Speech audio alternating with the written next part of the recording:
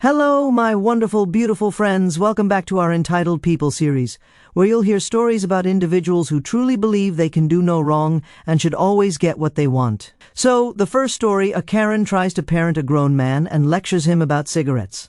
The second story, a neighbor thinks they're entitled to free Wi-Fi. And we'll finish up with a woman who believes OP's dog should be banned from a pet store because it looks too scary.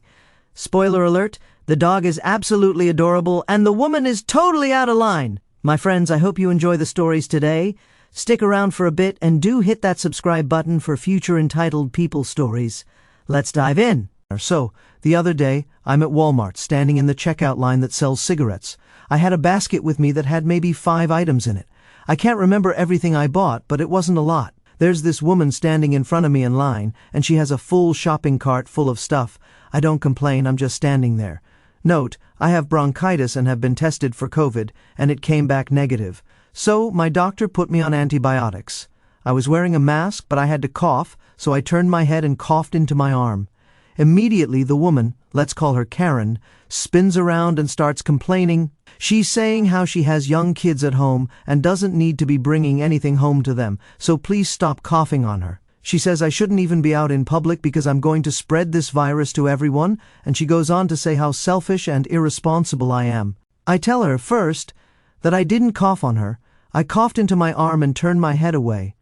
Second, I don't have the virus. I was just tested a day ago and it was negative. I told her that I have bronchitis and asthma, and that's why I was coughing. She then goes on to berate me for buying cigarettes if I have asthma and bronchitis. She was annoying me at this point. I really just wanted to pay for my stuff and go home. So I got a little snarky and made a comment that, in hindsight, wasn't smart. But then again, I did not ask nor want her opinion on my health or purchase choices. So I told her with a slight chuckle that if I died from lung cancer, it wouldn't be any of her business anyway. And if she was so concerned about smokers, why was she in the cigarette line with a huge cart full of groceries? She went completely wild after hearing this. She started ranting at the top of her lungs that there weren't enough lines, they were too full, and she can't use the self-checkout lines. Then she added, "And I don't appreciate you making fun of lung cancer patients. My mother died from lung cancer, and I was with her through the whole thing. I saw what it did to her, and it's no laughing matter." She was literally in tears at this point, and people were staring at me like I just slapped her or something. By the time she made it to the checkout, she was sobbing uncontrollably and telling anybody who would listen about her mother and what she went through and how some people could be so callous and rude. I'm just standing there wishing this whole encounter would end so I could check out and leave. After she paid and loaded her cart, I put my stuff down on the belt and told the cashier what brand of smokes I wanted. At which point the Karen turns to me and says, "Unbelievable! You're still buying cigarettes after everything I told you?" To which I responded, "That's why I got in this line." In a huff, she says, "Don't come crying to me when you do get lung cancer. It's all on you." And then she storms off. I'm thinking, why in the world would I go crying to her? I don't even know this nut.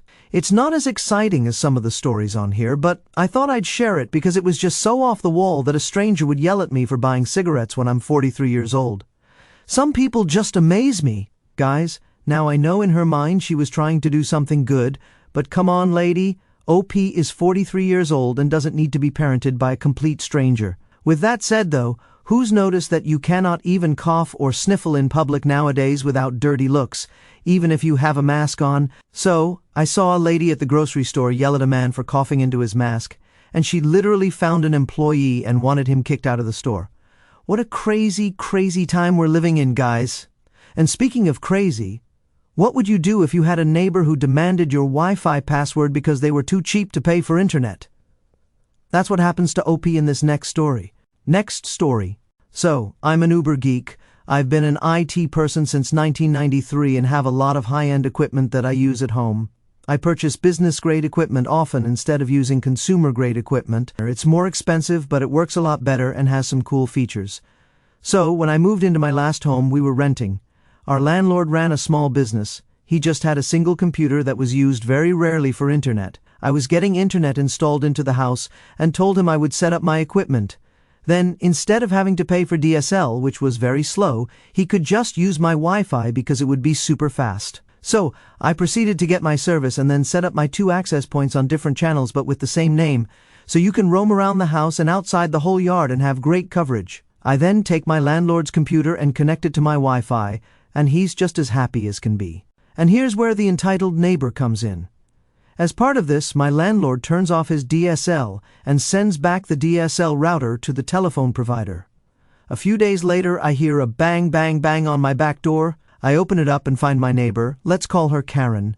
I, with a confused look, said, "Hello," followed by an awkward silence. Karen says, "Hi, I just wanted to know when you were going to get your internet fixed." I told her, "My internet's working fine." "And why are you in my backyard?"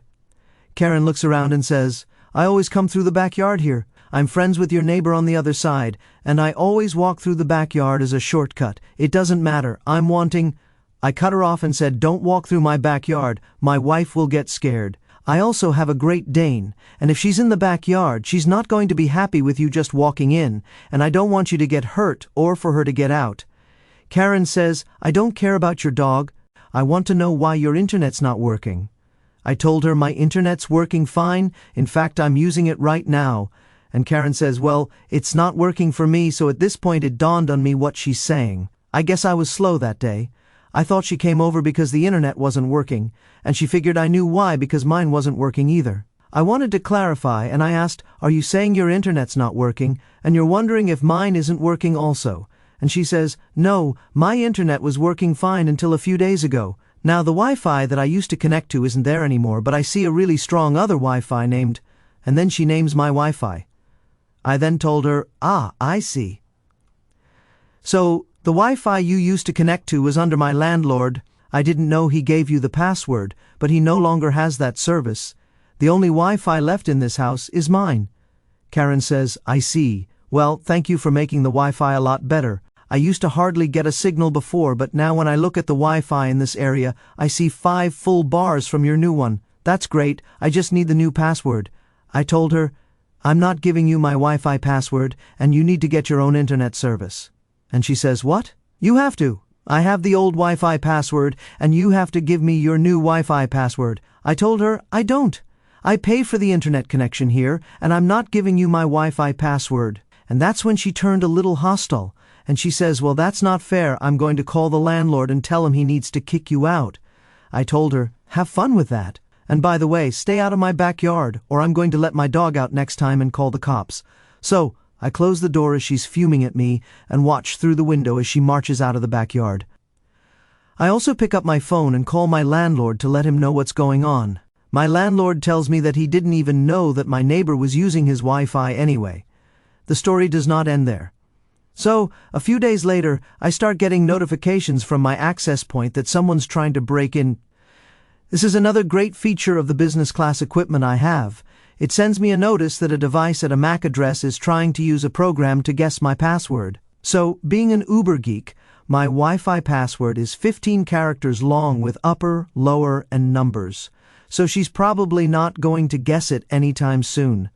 Just to be on the safe side, I also disabled the broadcasting of the name. So, that weekend, I'm out in my front yard with my laptop, doing some work. My neighbor sees me and starts talking to me, much more friendly this time. She says, "I noticed that your Wi-Fi is no longer online. I guess the landlord made you take it down, huh? Serves you right." I look at her with a bit of a confused face because I'm working on my laptop, which obviously means I would be connected to the internet, but I guess she doesn't think this way. And I said, "No, it's working fine." I talked to the landlord and he just laughed when I told him the story. Karen says, "I'm not seeing your Wi-Fi anymore, so I know you're lying." I told her I changed it so it's not broadcasting the name anymore. That way you don't keep trying to break into it. It was sending me emails that you were trying. Her, sputtering, said, That wasn't me. It was probably somebody else. Anyway, you should give me your password. It's not fair that I used to have the old Wi-Fi here, and now I can't use the new one." I ended up telling her that it's not fair or legal that she was stealing the Wi-Fi that used to be here. I also told her that I put up a camera in my backyard just to make sure she doesn't try to go through there again, and if she does, I will be turning over the footage to the police as she would be trespassing, and I will be pressing charges. She ended up walking back into her house while I was still in the front yard. I would run across her from time to time after that, walking on the sidewalk in front of my house to get to her friend's house on the other side, always glaring at me. I just waved and laughed. Guys, that is one crafty Wi-Fi thief. She literally tried to hack his Wi-Fi. She used a program to generate passwords to try to get into OP's network. If I was OP, I would just let her connect and throttle her speeds or have the internet cut out sporadically. I would have so much fun with that entitled neighbor. So, moving on to the last story, apparently OP is not allowed to take her dog into a pet store because of the breed. Next story. So, today I had to take my dog to the vet for her semi-annual blood test. She absolutely loves going to the vet and was super excited to go play with all the techs. Afterwards, we walked to the pet store just down the street because she's definitely on the nice list and deserves a new toy for Christmas. Now, my dog is an Akita, so she's pretty big, and I understand that she's a little scary looking.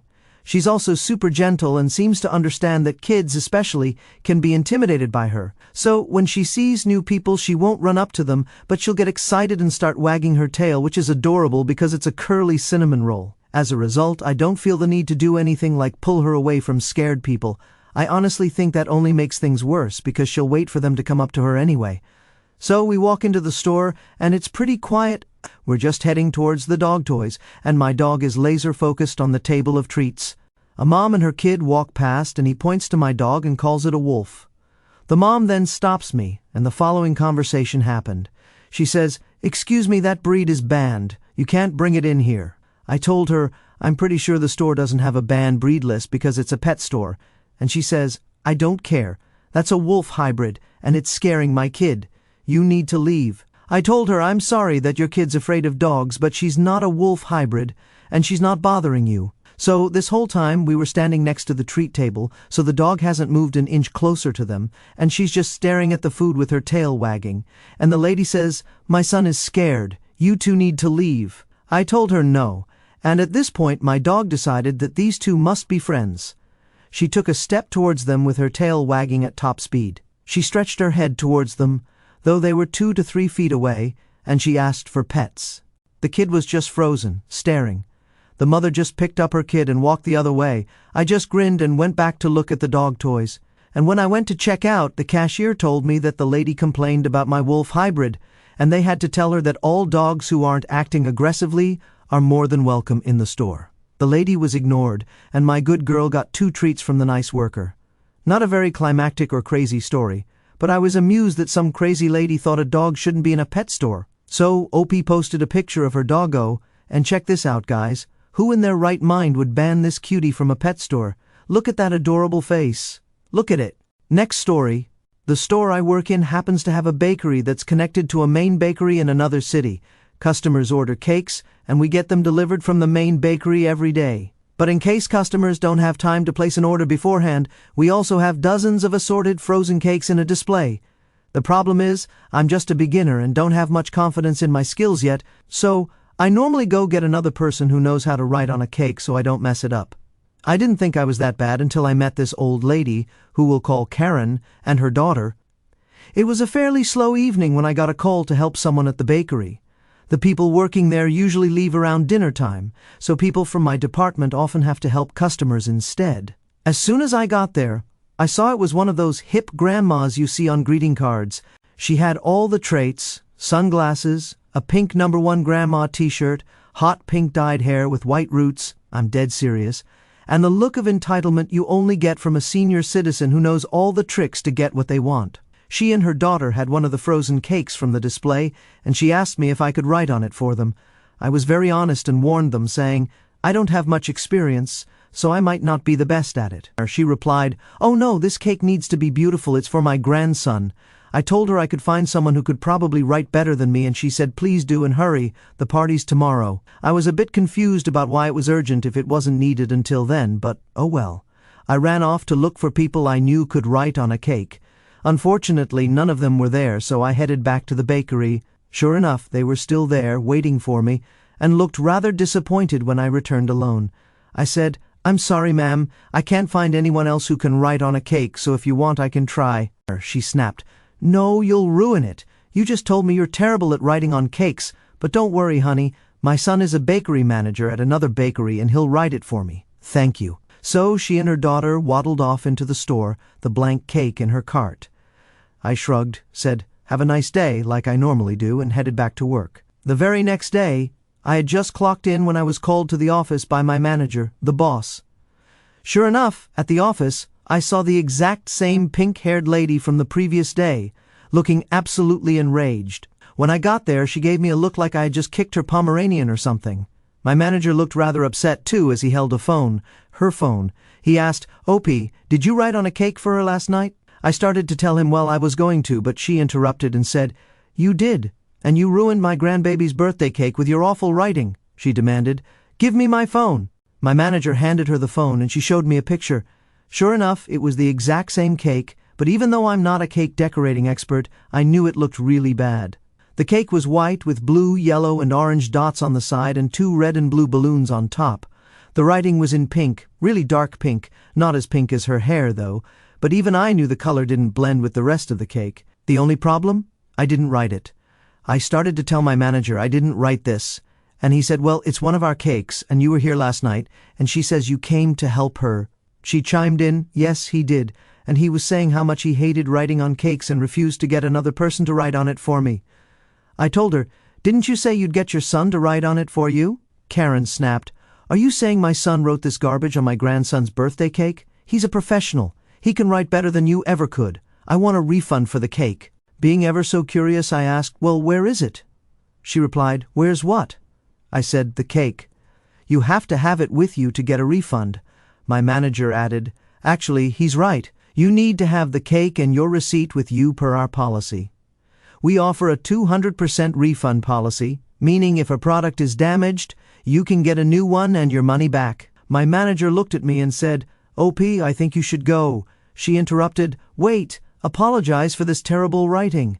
I told her I didn't do it and she said, "Apologize or you'll make your store lose my business forever." By this point I could tell the manager wanted to be done with this lady as much as I did. So, I put on my best actor performance and apologized profusely.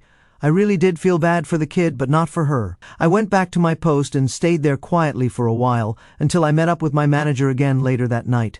He told me what happened after I left. Apparently Karen demanded I be fired for my sloppy handwriting. My manager tried to explain that I wasn't technically trained to write on cakes yet, I was just practicing. So, she should forgive me if I wasn't as good as she wanted. But she still demanded my termination. Eventually, my manager warned her that she needed to leave, or he'd call security. That's when she started blaming my manager for my mistake, asking him how he could hire such a bad worker and didn't he know the customer is always right? He told me not to worry, as he actually did call the security officer and had him check the tapes from the previous night. Sure enough, they confirmed that I offered to write on the cake, and they refused and left with the cake anyway. He had a feeling that, since she brought up her son, she was defending him for his terrible handwriting, even though he was supposedly a bakery manager. Guys, this story is absolutely ridiculous. How awful of a person do you have to be to knowingly demand someone lose their job over something they didn't do? I give Op so much credit for biting his tongue and not saying a word when she was fully accusing him of messing up a cake. Oh my goodness, how many of you would have absolutely lost it on this woman? I'm still speechless that her son messed up the writing, and she pinned the blame on OP.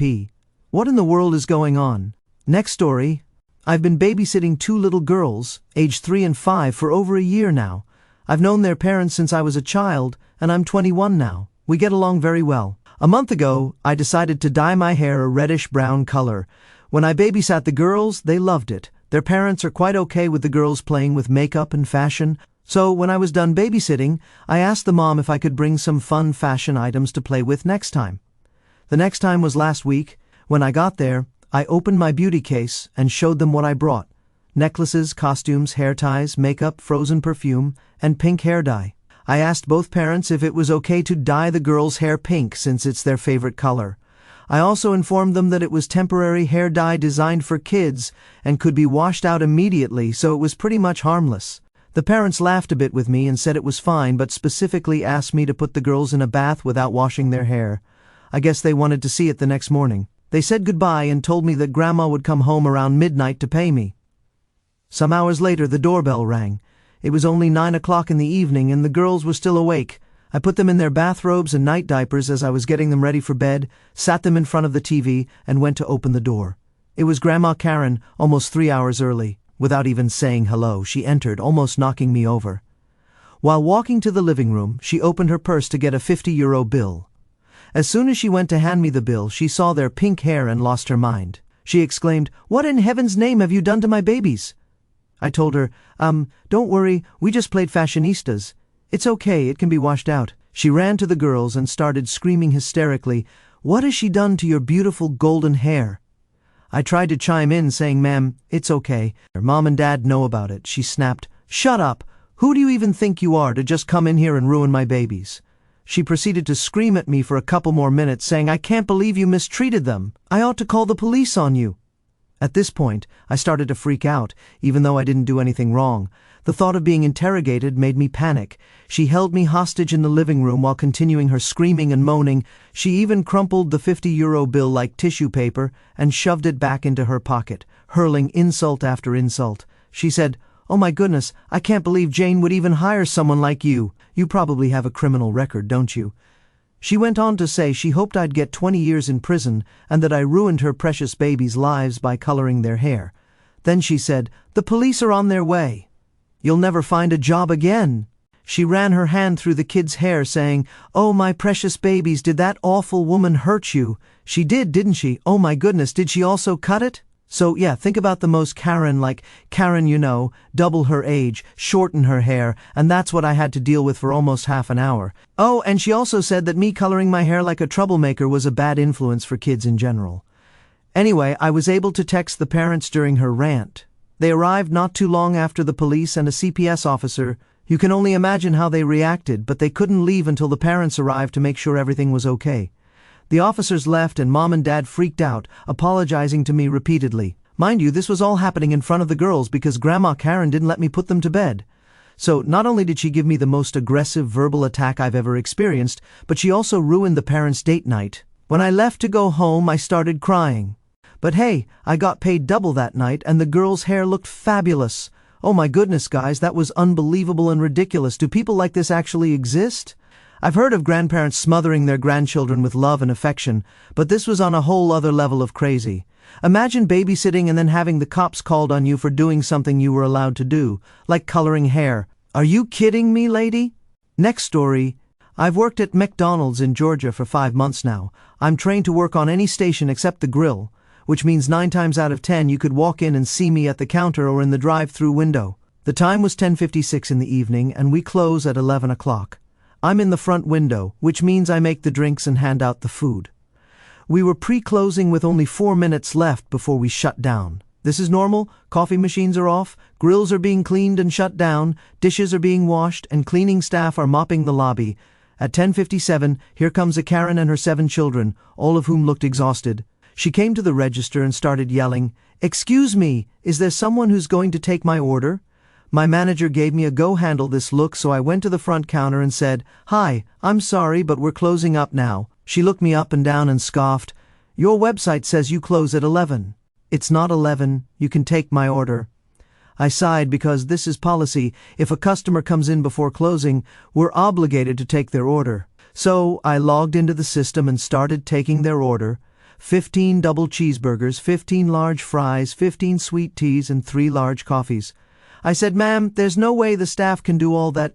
Our grills are shut off for the night, and there are only 4 patties in our heat box. Our coffee machines are off, our pots are being washed, and we have enough sweet tea to fill 3 large cups." She turned red in the face and said, "You will turn it all back on, or I will have you fired. This is discrimination. You can't do this to a white woman in the South. My husband is an army soldier, you should have more respect for me." I told her, "Ma'am, I'm not being discriminatory. It's almost 11 and our staff is closing up." By now my manager was standing behind me, on the phone with corporate He said, "Ma'am, I'm the shift manager for tonight. What's the problem?" She replied, "This prejudiced girl is refusing my order. I'll have you know I'm married to an army soldier."